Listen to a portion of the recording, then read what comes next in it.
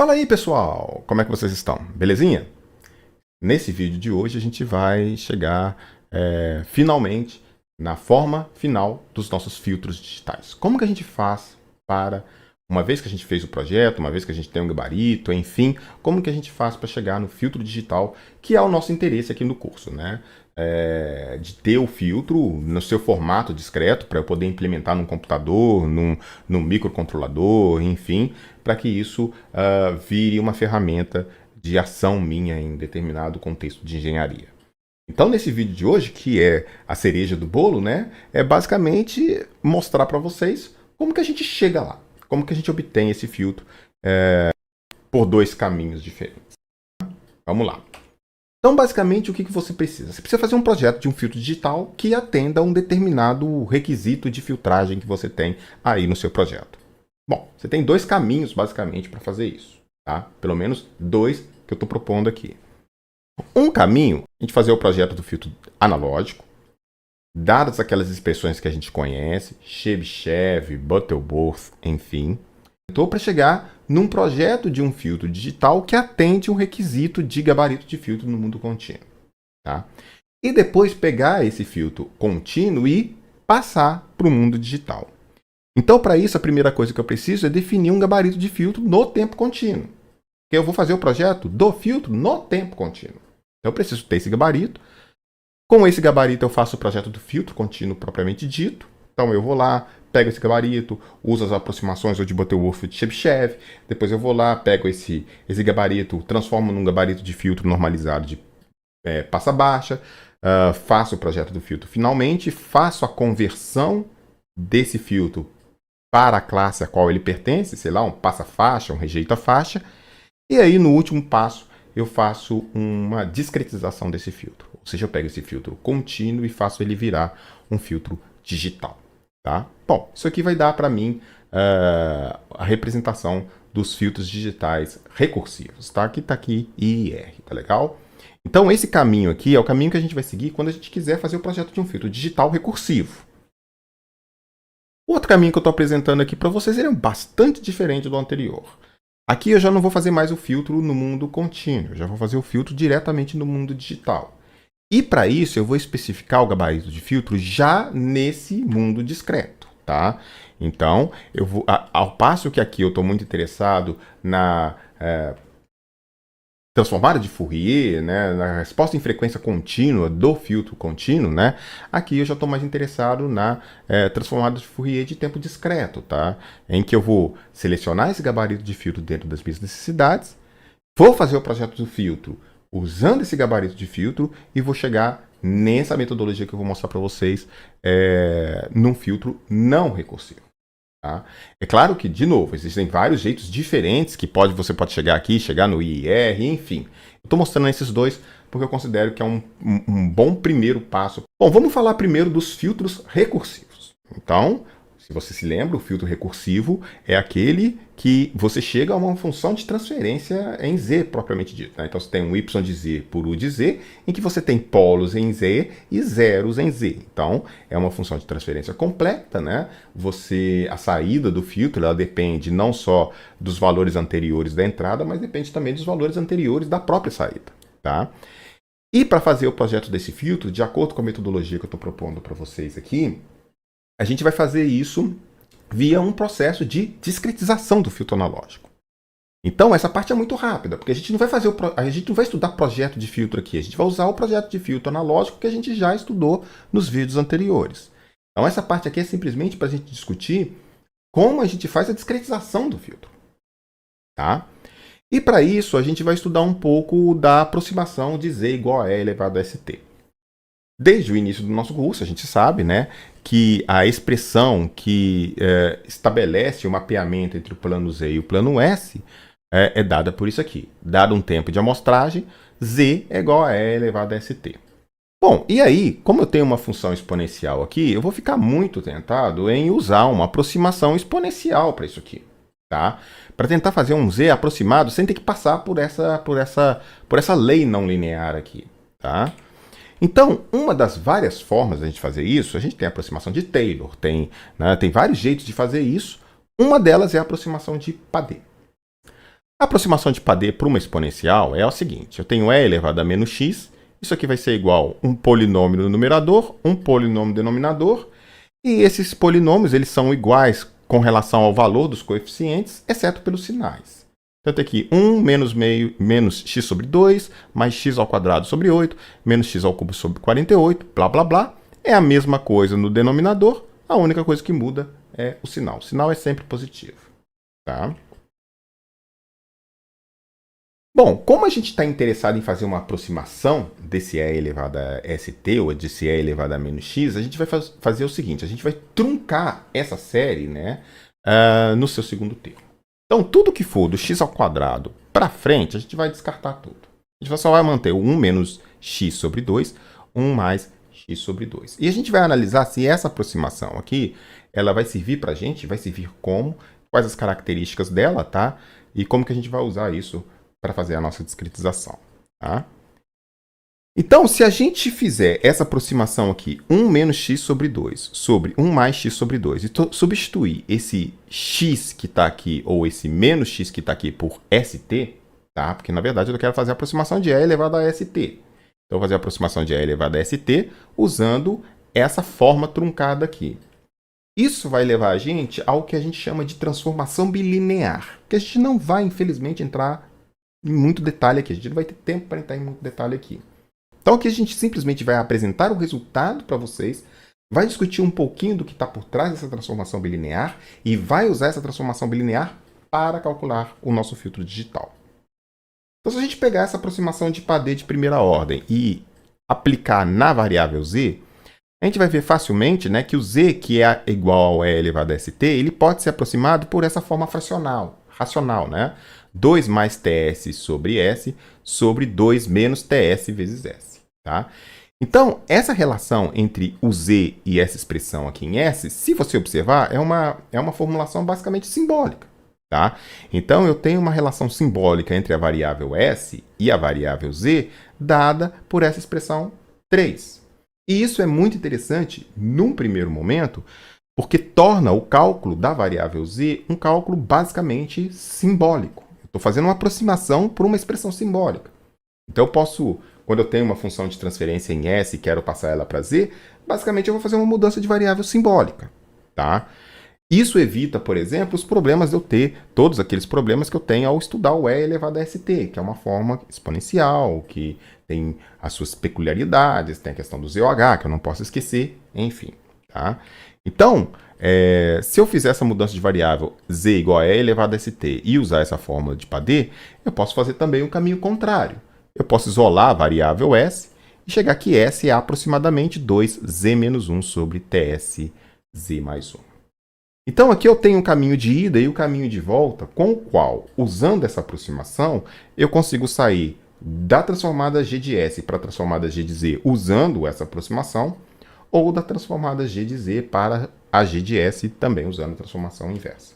Essa transformação ela leva o nome de transformação bilinear e ela tem características muitíssimo interessantes no contexto de um curso de sistemas digitais. Tá? Uma delas, que é notável, é que essa aproximação aqui ela consegue fazer uma coisa extremamente interessante para a gente.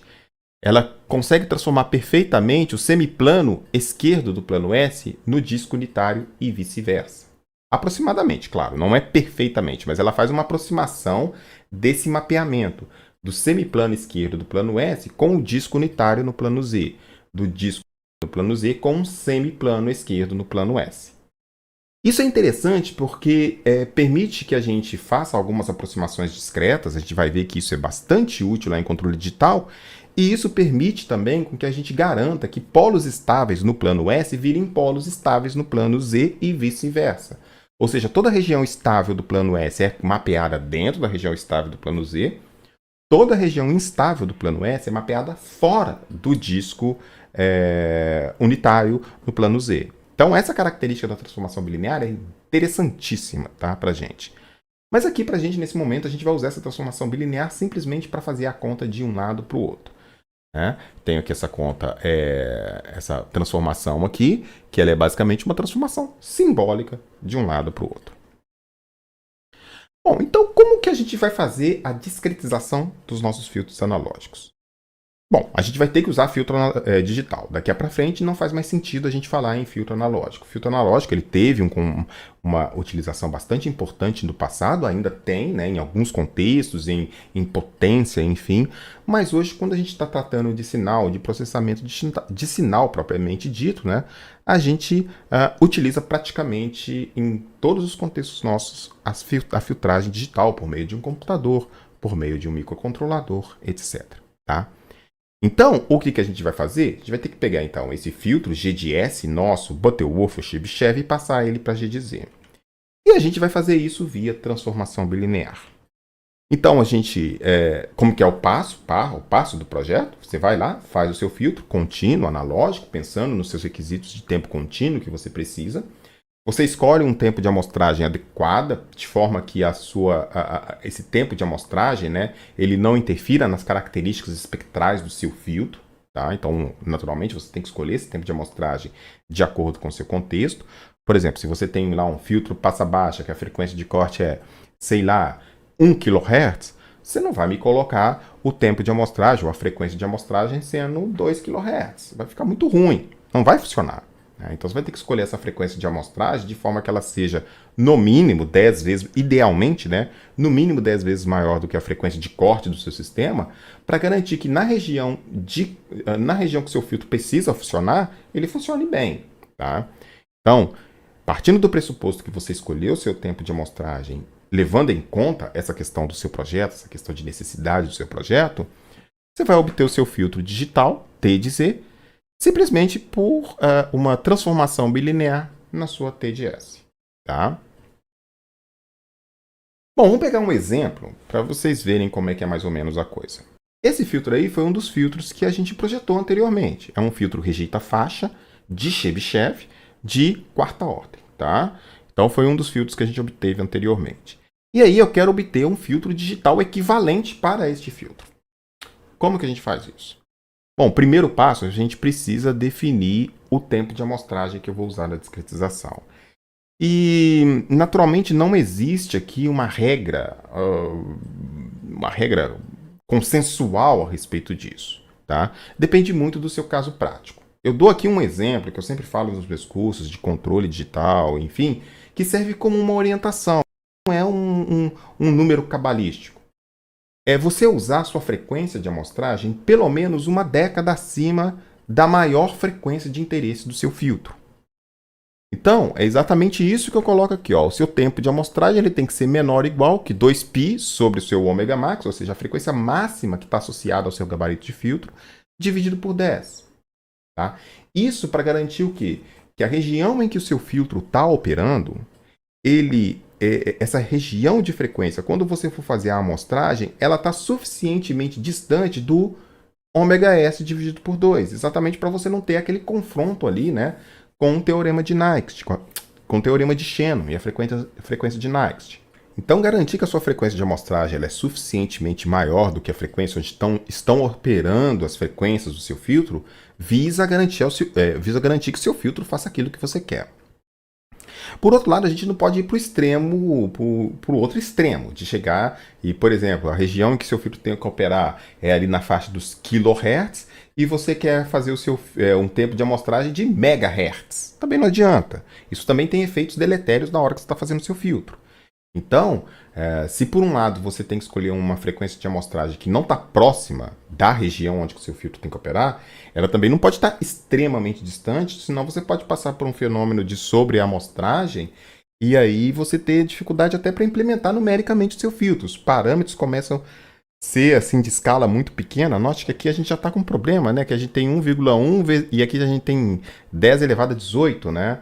Então imagina que você sobreamostra demais esse filtro, a diferença entre esses valores aqui começa a ser muito grande, fica muito difícil você escrever isso no computador. Então, como uma regra geral, primeira regra para te orientar é fazer a sua frequência de amostragem em torno, né? Talvez um pouco maior, se for possível, mas pelo menos 10 vezes maior da maior frequência que você tem no seu filtro.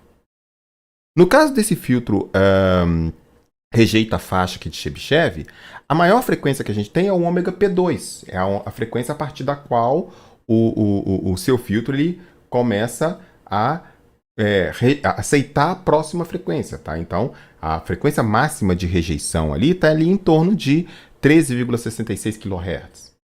Bom, então, você pode usar aqui, talvez, como uma métrica, uma frequência de amostragem em torno de 140 kHz, que vai ser 10 vezes maior do que isso aqui, né? Então, se você usar esse requisito aqui, você vai ter um TS aí em torno de 7 microsegundos, tá? Então, tempo de amostragem bem pequenininho, tá? Mas isso é por causa exatamente da frequência desse filtro, né? 13 kHz. Você vai querer colocar isso aí em torno de 140, 136 kHz, né? Isso aí vai te dar um tempo de amostragem aí em torno de 7 microsegundos, tá? Mas, de novo, eu gosto sempre de reforçar. Isso aqui não é uma regra, isso aqui não é um número cabalístico. Isso aqui é uma dica, é uma assim, se você tiver que escolher um primeiro número, escolhe por ali, que por ali você vai garantir que o seu filtro está funcionando, pelo menos dentro daquela faixa de frequência que ele tem que operar bem. Bom, então, basicamente, o que a gente vai fazer? A gente tem o T de S, né, que é essa frequência aqui, esse tempo de 7 microsegundos, e a gente tem a aproximação de transformação bilinear. Então, onde tiver S na minha expressão lá do filtro, a gente vai substituir por 2Z menos 1 sobre TSZ mais 1. Isso vai fazer com que meu filtro tenha essa cara aqui, ó. Então, eu tenho um numerador e um denominador. Esses caras, eu tenho 4 polos e 4 zeros, né? Você vê aqui que, apesar da distância entre esse valor 1,1 e esse 4,3 vezes 10 a 18, aqui os valores ficaram bem comportados. Estão todos eles mais ou menos na mesma escala, no mesmo nível, né? E isso é muito bom na hora de você implementar o seu filtro. Na medida em que você aumenta demais a frequência, esses valores eles começam a ficar muito discrepantes uns dos outros, em termos de ordem de grandeza, tá? Então, nesse caso aqui, a gente usou em torno de 7 microsegundos, os valores ficaram bem comportados, e aí na hora que você faz o diagrama de Bode deste cara aqui, você vê que o filtro, de fato, ele se comporta como um rejeita-faixa dentro daquela faixa que você estabeleceu, tá? E se você observar, dentro dessa região aqui, eu não tenho uma distorção, nem na frequência, nem no módulo, nem na fase apreciável. Tá? Então, isso aqui seria ômega-s dividido por 2, essa frequência máxima aqui, né? E você vê que o seu filtro está funcionando bem dentro da região em que ele tem que funcionar. Então, ele está rejeitando bem essa faixa de frequência. Tá? Ele está funcionando, está fazendo aquilo que ele tinha que fazer. Então, o projeto do filtro digital baseado nessa metodologia vai exatamente por esse caminho. A gente vai usar a transformação bilinear para passar a minha função de transferência do filtro contínuo que a gente já tinha projetado para um filtro digital. E aí o único detalhe mais cuidadoso que a gente tem que ter aqui, naturalmente, é escolher bem o tempo de amostragem, a frequência de amostragem. Tá? Bom, então esse aí corresponde ao caminho 1 do projeto do filtro digital. E aí a gente tem naturalmente um filtro recursivo, né? Então eu tenho aqui atrasos no tempo, atrasos na entrada, atrasos na saída, tá? Então esses atrasos eles fazem com que o meu filtro seja recursivo, tá? Bom, o nosso próximo passo é fazer o projeto do filtro não recursivo, tá? Então eu estou mostrando aqui para vocês como que a gente faz o projeto do filtro recursivo por um caminho e o projeto do filtro não recursivo por um caminho, tá? Então, a gente pode fazer também aqui o projeto do filtro digital diante das suas especificações na frequência digital. Tá? Então, você vai lidar basicamente com a sua transformada de Fourier de tempo discreto, que você sabe as propriedades dela, você sabe que ela é periódica, enfim, mas que a gente pode delimitar ali entre ômega-s sobre 2 e menos ômega-s sobre 2 e ômega-s sobre 2 como sendo um período, né? Dessa transformada de Fourier, ela vai se repetir para lá e para cá, mas o que vai te interessar mesmo é essa região, entre menos ômega-s sobre 2 e mais ômega-s sobre 2. Volta lá nos nossos vídeos lá de transformada de Fourier de tempo discreto, né? Faz alguns vídeos que a gente não fala sobre isso, se você tiver com alguma dúvida a respeito dessas propriedades. Então, quando a gente está querendo fazer o projeto de um filtro não recursivo, fazer via esse caminho aqui é mais interessante. Para fazer o filtro recursivo, usar esse método aqui costuma dar um pouco mais de trabalho. Então pelo menos eu como projetista, eu prefiro usar o caminho lá de fazer o filtro analógico e transformar ele para digital. Então aqui a gente vai falar disso aqui especificamente para o filtro não recursivo. Então a ideia básica é qual? Eu tenho um espectro de frequência que eu desejo para o filtro. É basicamente o gabarito de filtro que eu preciso na transformada de Fourier de tempo discreto. Então eu tenho o meu H de L elevado a J ômega, que é aquilo que eu preciso para o filtro. Com base nisso aqui, eu posso obter para essa transformada os respectivos pontos que esse filtro tem que ter no tempo discreto para que valha essa função de transferência. Ou seja, primeiro eu defino o gabarito aqui, depois eu chego na resposta a um impulso desse filtro, que seria basicamente a transformada inversa, para chegar no H de N, né? Bom, apesar da gente conseguir fazer isso, essa estratégia ela tem algumas pegadinhas e ela tem alguns problemas também, tá? Então, apesar da gente ter a vantagem de fazer o projeto do filtro digital, aqui no caso, totalmente no mundo discreto, em geral, o filtro discreto não recursivo, que faz a mesma coisa que um filtro recursivo, ele tem ordem bem maior. Então, ele é bem mais difícil de implementar. Então, se eu pegar um filtro recursivo e um filtro não recursivo, ambos digitais, que fazem a mesma coisa na mesma faixa de frequência, o filtro recursivo ele é bem menor em termos de tamanho, ele é bem mais econômico, tem menos polos, tem menos zeros, então ele é bem mais econômico, tá? Então, o filtro recursivo, ou o filtro não recursivo feito por essa estratégia aqui, o legal é que você faz tudo aqui no mundo digital. Você já não usa mais nada, nenhum argumento do mundo contínuo. Mas, por outro lado, você já tem que ter em mente que esse filtro vai crescer em tamanho, ele vai crescer em complexidade, tá? Bom, como que são os gabaritos de filtro ideais, tá? No nosso contexto de transformada de Fourier de tempo discreto. Aqui a gente vai usar a transformada de Fourier em tempo discreto com aquela frequência normalizada, né? Então a frequência normalizada pela frequência de amostragem, né? E aí basicamente é o seguinte, a gente tem que, como a gente já estudou lá, né, na transformada de Fourier, que o filtro ele é univocamente definido aqui na frequência entre menos π e π, né? Então eu tenho aqui essa região do filtro. O que acontece para lá, ele vai repetindo de 2π em 2π, tá? Então de ômega-s em ômega-s, se a frequência não estiver normalizada. E aqui, basicamente, o meu filtro passa baixa digital, ele é o quê? Ideal. Ele tem uma região, duas frequências, entre menos π e π, e dentro dessa frequência eu tenho um platô, eu tenho um valor 1. Ou seja, o que está dentro dessa região passa pelo filtro sem receber nenhum ganho. O que está fora dessa região é totalmente rejeitado, tá? O filtro passa faixa, então eu tenho aqui entre menos π e π, né? Eu tenho os dois dentes, né? Eu tenho aqui a parte do ômega P1 até o ômega P2, que é a parte que vai ser aceita, né? E a faixa do menos ômega P2 até menos ômega P1. Então eu tenho um filtro passa faixa, tá? Dentro da faixa de menos π a π. O filtro passa alta, ele é desse formato, então eu tenho que ir de menos π a π. Até a frequência ômega não passa nada. A partir da frequência ômega π até a frequência π, passa a frequência desejada. E a mesma coisa simétrico aqui para as frequências negativas, tá? E o filtro rejeita a faixa é o contrário do filtro passa-faixa, né?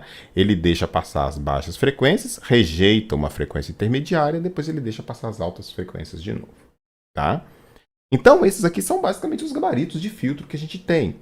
E aqui, como o projeto do filtro ele é feito diretamente pelo HN, a gente não precisa ficar com muita coisa com relação a aquelas restrições. Se você se lembra bem, a transformada de Fourier de tempo discreto, ela consegue representar com um número finito de termos perfeitamente bem o comportamento em frequência daquele sistema, tá? Então aqui a gente não precisa ficar com aquele critério de rejeição mínima, né, rejeição máxima, transição. Então a gente vai usar basicamente esses gabaritos de filtro ideais aqui, vai converter esses gabaritos de filtro ideais para a resposta ao impulso que representa esses gabaritos E com base nessa resposta ao impulso, se eu pegar essa resposta ao impulso e fizer a convolução dele com o sinal de entrada, que também é discreto, eu vou ter o sinal de saída discreto também, tá? Filtrado. Então vamos pensar um pouquinho. Vamos pensar que eu quero um filtro digital, passa baixa, não recursivo, com banda de passagem menor que ômega p. Tá? Então eu quero isso aqui. Quero esse primeiro filtro aqui. E eu quero usar esse gabarito de filtro ideal. Eu quero usar exatamente essa expressão. O nosso projeto passa por pegar e obter qual que é a série discreta que dá esse espectro de frequência aqui da transformada de Fourier de tempo discreto.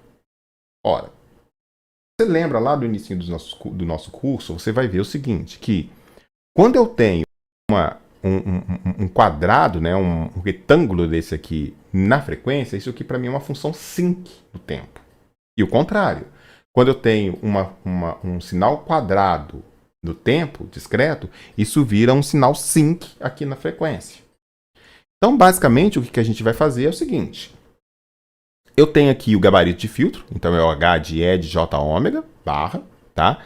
É elevado a JK ômega de ômega. Isso aqui é basicamente a transformada de Fourier inversa de tempo discreto para eu obter a série de pontos, tá? Que 1 sobre 2π, então em um período, integral em 2π, da função de transferência, que é basicamente aquele gabarito de filtro, é elevado a J ômega barra de ômega barra, tá? Mas o nosso gabarito de filtro, ele só tem valores diferentes de 1, aliás, ele só tem valor igual a 1 entre menos ômega p e ômega p. Fora disso, ele vale zero. Então, essa integral eu posso fazê-la da seguinte forma. 1 sobre 2π, a integral de menos ômega p a ômega p, de E elevado a jk ômega barra de ômega barra. Note que isso aqui vai ser 1 dentro dessa faixa. E aí, resolvendo esse integral aqui, ó, a solução dessa integral, me leva à função sinc. Então, eu tenho seno de ômega pk. Ômega p é exatamente a frequência. K é o tempo discreto, né, o quantitativo de tempo discreto, dividido por kπ. Tá? Então, esse h de k, que a gente chegou nele aqui, é basicamente a resposta ao impulso do filtro que tem essa função de transferência aqui, ó, esse gabarito de filtro aqui. Então, o nosso projeto ele é mais ou menos assim. Eu defino o gabarito de filtro na frequência discreta, né? Defino o gabarito de filtro. Muitas vezes a gente vai tentar usar esse gabarito de filtro ideal aqui mesmo, tá? E a gente vai primeiro obter a sequência de pontos que levam a transformada inversa a chegar nisso aqui. Ou seja, qual que é a transformada inversa que tem essa função de transferência, ou que tem essa característica na frequência. Tá? Então, aqui no nosso caso, vai ser um sinal sinc. Tá? Seno de ômega pk sobre kπ. Se a gente quiser fazer, por exemplo, um filtro passa-faixa, aí o que a gente faz? A gente faz a mesma coisa. Passa-faixa é esse cara aqui. Só que aqui eu tenho duas regiões, tá? De menos ômega p2 até menos ômega p1, de ômega p1 até ômega p2, que vale 1. Fora disso, vale zero. Então, aquela integral, essa integral aqui, ela vai ser calculada da seguinte forma. h de k é igual a 1 sobre 2π, a integral em 2π, de h de E de j ômega barra é elevado a jk ômega barra de ômega barra. Só que essa integral aqui ela só tem valor dentro de onde tem o filtro. E onde tem o filtro vale 1. Então, isso aqui vira 1 sobre 2π, a integral de menos ômega p2 até ômega p1, de E elevado a jk ômega barra de ômega barra, mais a integral de menos, aqui não é menos, tá? Aqui é mais ômega p1, perdão, mais ômega p1 até ômega p2, de E elevado a jk ômega barra de ômega barra. Resolvendo essas duas integrais aqui, a gente vai ver que isso aqui vai dar seno de ômega p2k menos seno de ômega p1k sobre kπ. Então, isso aqui é uma nova sequência de pontos, é a resposta ao impulso desse filtro, representado por por esse diagrama de resposta em frequência aqui. Tá? Bom, uma vez que a gente obteve a sequência de pontos desse filtro, basta que a gente pegue essa sequência de pontos e faça a convolução com o sinal de entrada. Como é um sinal discreto, a convolução é muito fácil de fazer a conta. É bem diferente, por exemplo, da convolução no tempo contínuo. A convolução no tempo contínuo é uma integral. Aqui é um somatório, tá? Então fica muito mais fácil fazer a conta, tá? Bom, e aí o que acontece é o seguinte, se você observar essa função aqui, ó, essa função h de k seno de ômega p2k menos ômega p1k sobre kπ, ela tem infinitos termos. Tá? Então eu tenho uma sequência infinita de pontos. Tá? Na medida que o k vai variando, eu tenho infinitos pontos aqui nesse h de k. Isso dificulta para a minha implementação. Então, apesar da conta ser simples de ser feita, do ponto de vista matemático, ela é uma conta impossível de fazer, porque eu vou ter infinitos termos aqui nesse h de k que vai dificultar a minha implementação. A conta é simples de ser feita, mas não dá para fazer porque eu tenho muitos termos. Tá? Então, uma estratégia que a gente usa é usar uma função janela nesse y de k, exatamente para tornar a coisa implementável. Quando eu faço a transformada de Fourier de tempo discreto daqui para cá, eu chego numa quantidade de pontos infinita aqui nesse h de k. E aí, quando eu vou fazer a convolução do sinal u de k com a resposta ao impulso h de n, eu vou precisar de n tendendo de menos infinito até infinito. Ou seja, eu vou precisar de infinitos termos, porque esse h de n tem infinitos termos. Mesmo que o sinal u de k seja um sinal limitado.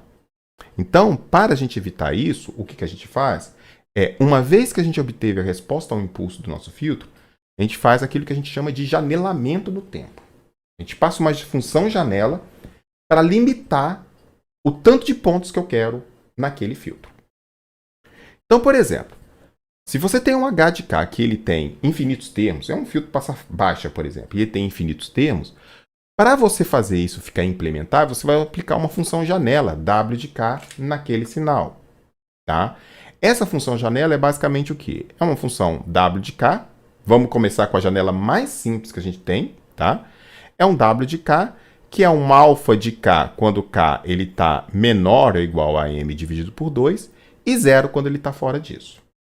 Ou seja, você está pegando os infinitos pontos que a sua resposta ao impulso do seu filtro pode ter, e você está limitando isso para m pontos. Tá? Então, você vai poder colocar ali, dali para frente, você vai ter uma sequência tudo de zero, e quando você fazer a conta da convolução, aquilo tudo zera. Então, basicamente, o que você está fazendo é pegar a resposta ao impulso sua aqui, h de k, que tem infinitos termos, e está multiplicando ela por uma função janela que é zero fora daquela janela. Tá?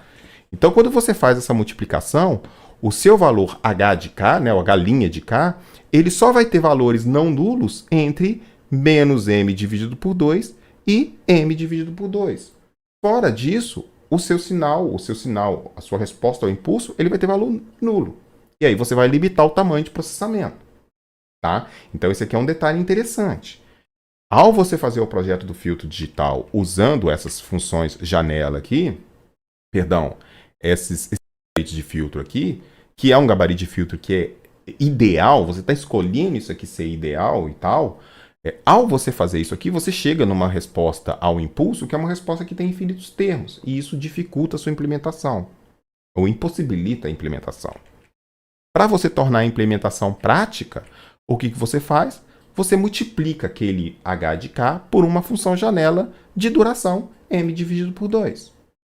Tá? Então, aí a sua nova sequência de pontos vai ser uma h' de k, que é igual a ômega k vezes h de k, que só vai ter ponto nulo entre menos m dividido por 2 e m dividido por 2. Então, você vai ter uma quantidade finita de pontos para tratar. Olha, sabendo que o h' de E elevado a j ômega barra é par da frequência, note que ele é par na frequência. O que acontece na parte positiva acontece espelhado aqui na parte negativa. Então, a função de transferência é uma função par na frequência. Tá? Note que essa aqui é uma função par. O que acontece do lado de cá, acontece do lado de cá. Tá?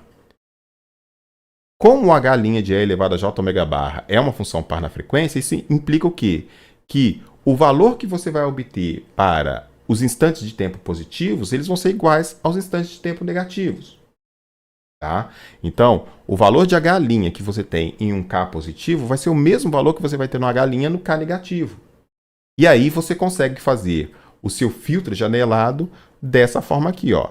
H' de z é igual a h' de zero, ou seja, o valor exatamente no k igual a zero, somatório de K igual a 1 a M dividido por 2, do H' de K, que tem o mesmo valor, Z elevado a K, que são as frequências positivas, mais Z elevado a menos K, que são as frequências negativas. Tá? Então, essa aqui seria a transformada Z, né, do seu filtro não recursivo. Então, você precisa dos valores do H de K, porque os H de K eles entram na formulação da sua transformada Z.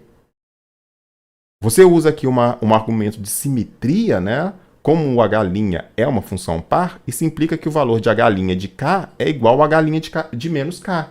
E aí você consegue escrever o seu filtro desse jeito aqui, dada essa função janela. O seu H' de Z ele vai ser igual ao H' de 0, mais o somatório de K igual a 1 até o M dividido por 2, ou seja, o tamanho da sua janela, do H' de K, e aí os dois termos para as frequências positivas e para as frequências negativas. Aqui, ó. Frequências positivas, frequências negativas. Bom, se você observar aqui, esse filtro aqui, ele é um filtro que ele não é causal. Para você ver isso, é muito fácil ver, tá? Basta que você pegue isso aqui e faça assim, Z elevado a K mais 1 sobre Z elevado a K. E aí você tira o mínimo múltiplo comum, você vai ter Z elevado a 2K no numerador, Z elevado a K no denominador. Isso não é legal. A gente precisa fazer esse filtro ficar causal, porque senão a gente não consegue fazer o filtro funcionar. Ele tem que ser causal. Um jeito que a gente costuma usar para fazer o filtro ficar causal é multiplicar a expressão acima por Z elevado a menos M dividido por 2. A estratégia aqui, basicamente, é a gente introduzir polos na origem desse filtro adicionais de forma a tornar o filtro causal sem distorcer a resposta. Então, basicamente, aqui o que a gente faz? A gente completa esses polos que estão faltando aqui, tá? Para o filtro ficar estritamente causal, tá? Ou pelo menos ficar causal, a gente completa com o número de zeros que está faltando, que é exatamente o M dividido por 2. Ou o número de polos que estão faltando, que é o M dividido por 2. Tá? Então, por exemplo, se você pegar aqui um M qualquer, sei lá, pega M igual a 4, você vai ver que para você conseguir fazer esse filtro aqui ficar causal, você precisa multiplicar esse filtro por Z elevado a menos M dividido por 2. Ou seja, quando você fizer isso, isso equivale a você pegar M dividido por 2 polos na origem e multiplicar no denominador da sua função. Aí o seu filtro fica causal. Não fica estritamente causal. Fica causal. Mas pelo menos você consegue implementar. Tá? Então, como o filtro não é causal, eu tenho mais zeros do que polos, uma estratégia para torná-lo causal sem distorcer a resposta é multiplicar pela expressão Z elevado a menos M dividido por 2, que é basicamente pegar o sinal e atrasar ele, né? Então, a gente está formando aqui um H duas linhas de Z, que vai ser o H' de Z anterior multiplicado por Z elevado a menos 2, que é igual a Z elevado a M menos 2, que multiplica essa expressão toda, que é exatamente a expressão do filtro H' de Z, né? E aí eu posso entrar com esse termo para cá e para cá. Simplesmente chamei gama aqui de M dividido por 2. E aí você vai ver que o seu H, duas linhas de Z, vai ser igual a Z elevado a menos 2 gama, o somatório de K igual a menos gama até gama, de H' de K, módulo de K, já que o valor de H' de K é igual ao valor de H' de menos K, vezes Z elevado a menos K, ou Z elevado ao módulo de K, menos gama, que é M dividido por 2.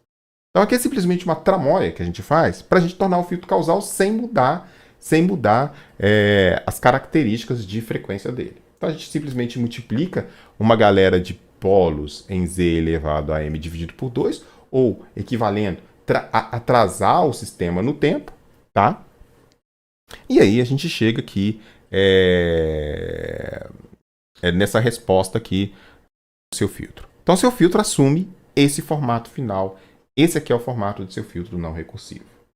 Então note que tem alguns detalhezinhos a mais, não é uma coisa assim. Apesar da gente estar fazendo tudo no mundo da frequência discreta, não é uma coisa assim, papum. A gente tem que prestar um pouquinho de atenção para a gente não fazer besteira.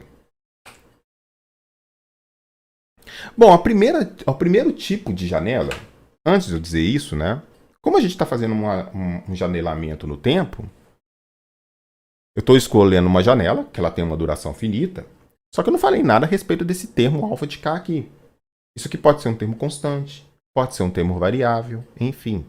Então, isso aqui é uma função janela. É uma função janela que ela simplesmente delimita o tamanho, o número de pontos não nulos do H de K para uma quantidade que eu desejo. Só que a gente pode escolher aqui inúmeros tipos de janelas diferentes, de função janela diferente. E a primeira janela que a gente pode escolher é a mais simples de todas, que é a janela retangular. Janela retangular é o quê? Entre K, com K entre menos M dividido por 2 e M dividido por 2, a janela vale 1.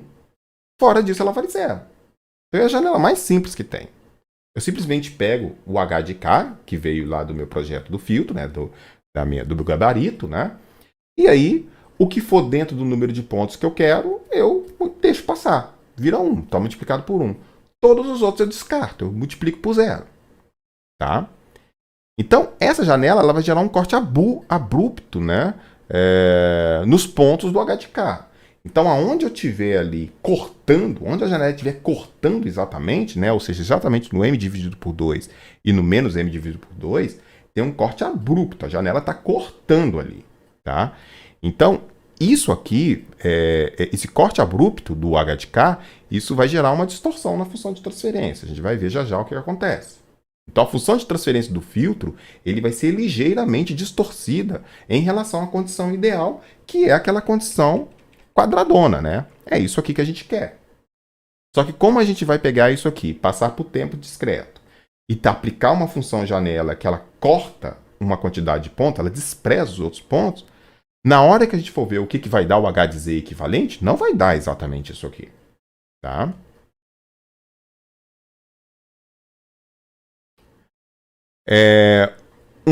Uma outra coisa aqui que vai acontecer é o seguinte, como eu estou colocando uma janela retangular no tempo, isso vai implicar ondulações na faixa de passagem.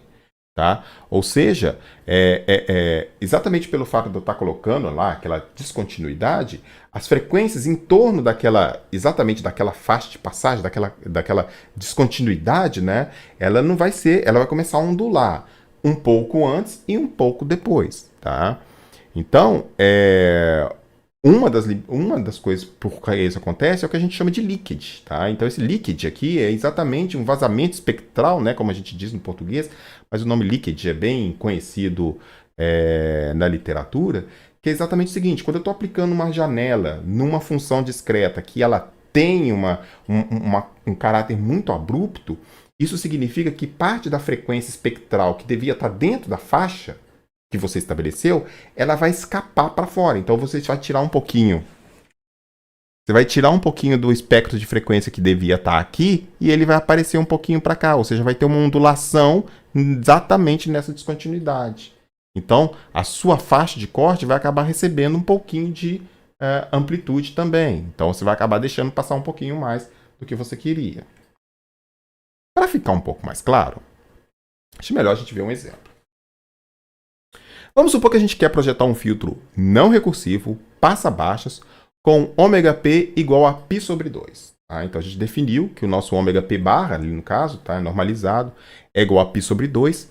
E a gente quer usar uma função janela retangular com m igual a 20. Então, a minha janela ela vai ter 20 pontos. Vamos ver o que vai acontecer.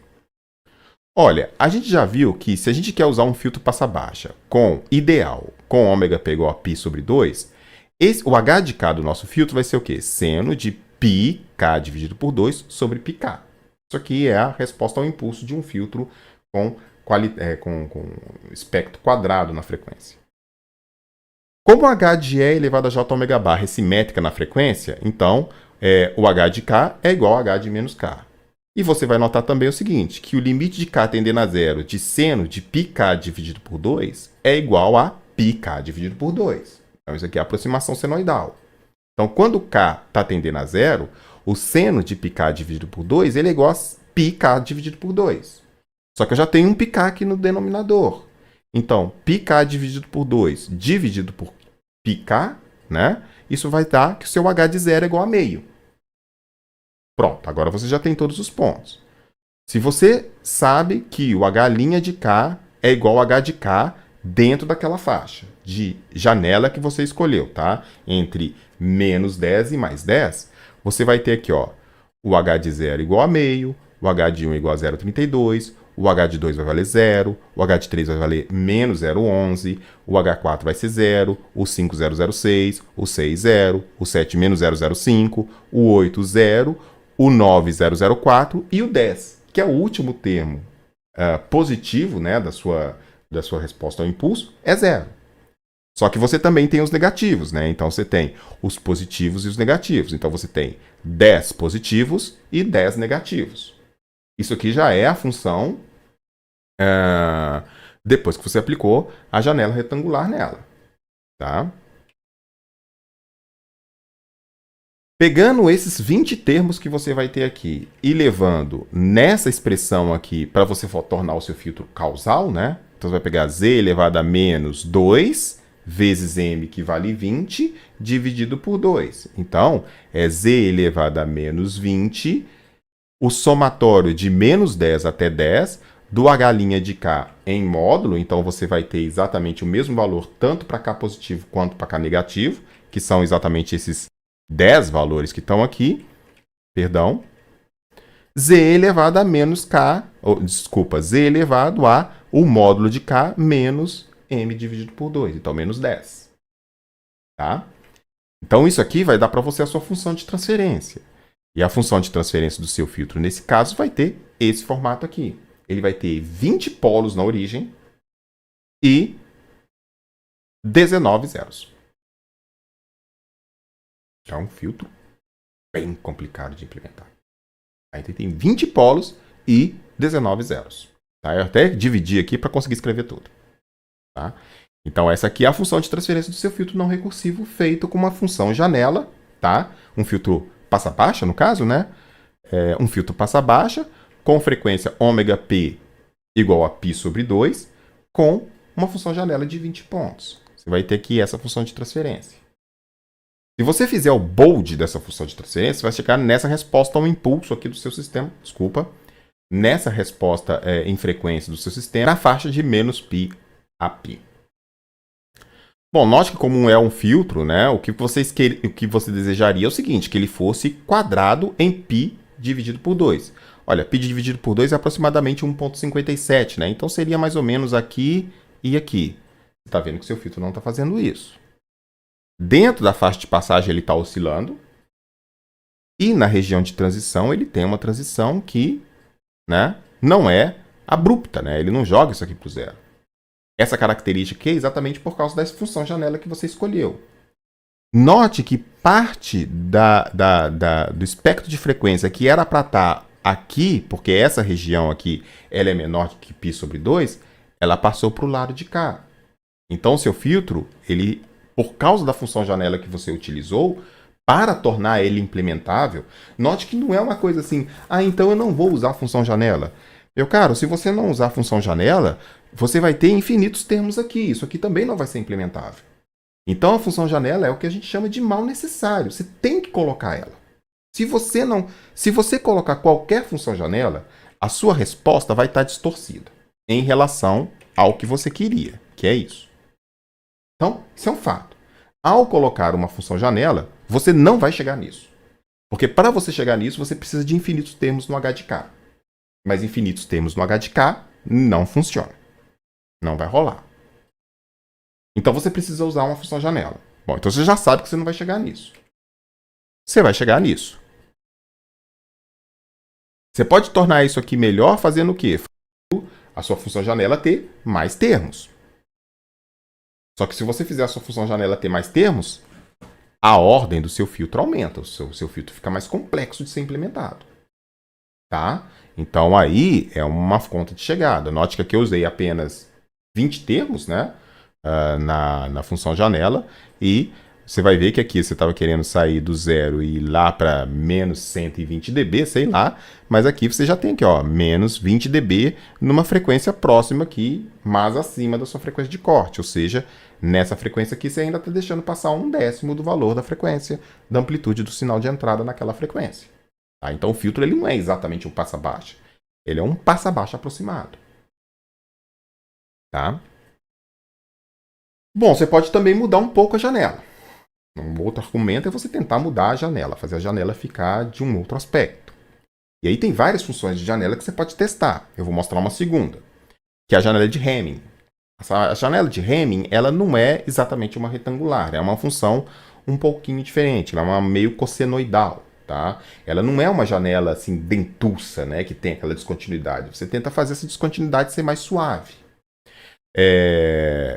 Existem várias formulações aqui para a função, né, janela, mas essa de Hamming é mais ou menos assim. É 0,54 mais 0,46 cosseno de 2πk sobre m, quando k está dentro do número de termos da janela que você escolheu, e 0 se você está fora. Então você vai tentar tornar essa janela sua uma janela mais suave, uma janela senoidal que ela vai funcionando de uma forma mais suave, tá? Ela vai ter uma variação mais suave, tá? Então, a janela de Hamming, ela tenta uma queda mais suave nas vizinhanças de K, do módulo de K igual a M dividido por 2.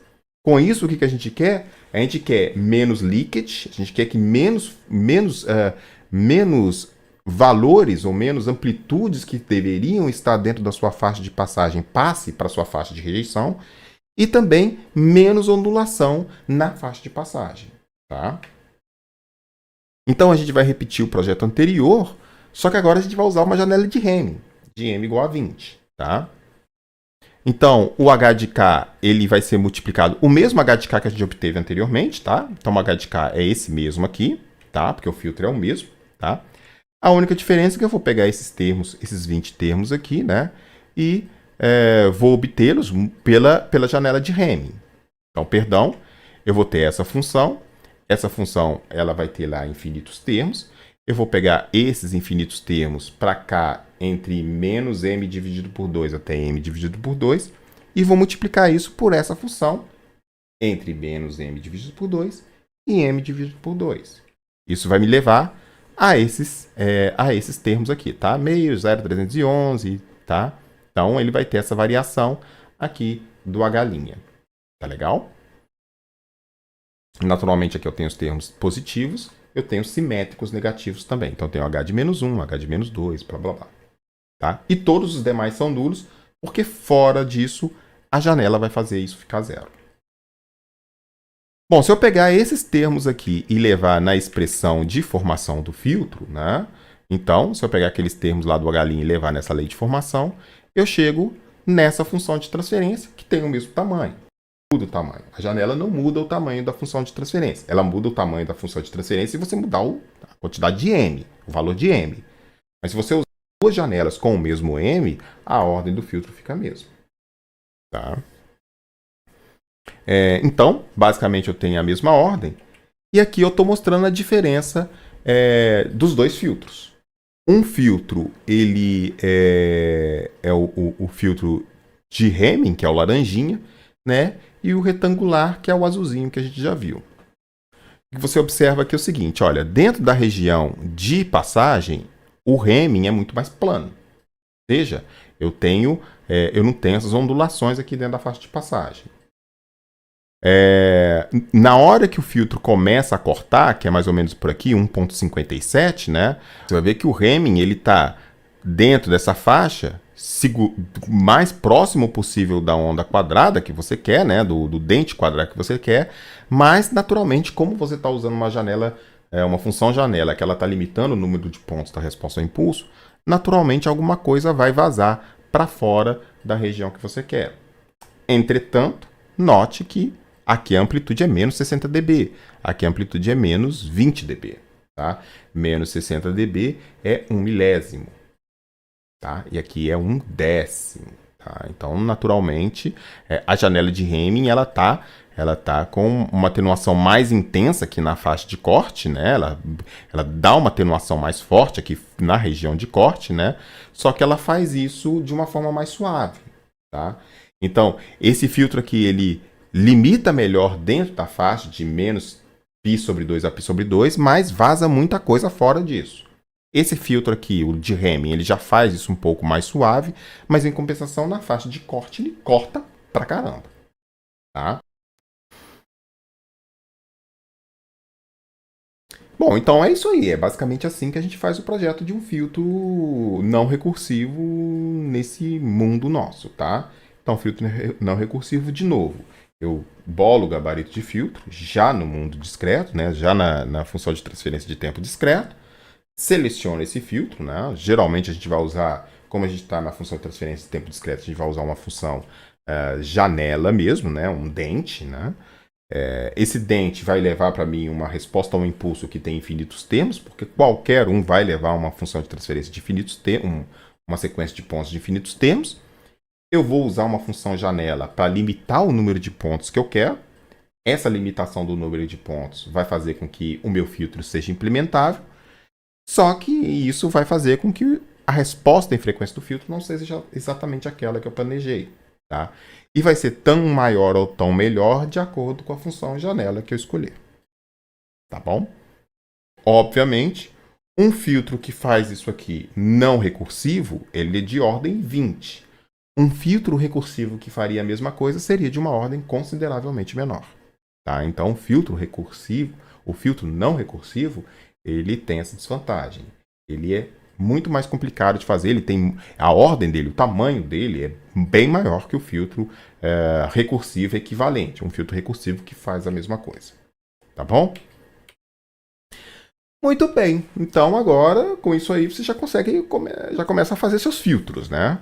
Tem duas estratégias, tem o filtro recursivo, tem o filtro não recursivo, um feito usando como auxílio o projeto de filtro do mundo contínuo, aqui usando o projeto de filtro no mundo digital. Então aí você já tem agora a bagagem que você precisa para começar a trabalhar nos seus projetos, tá bom?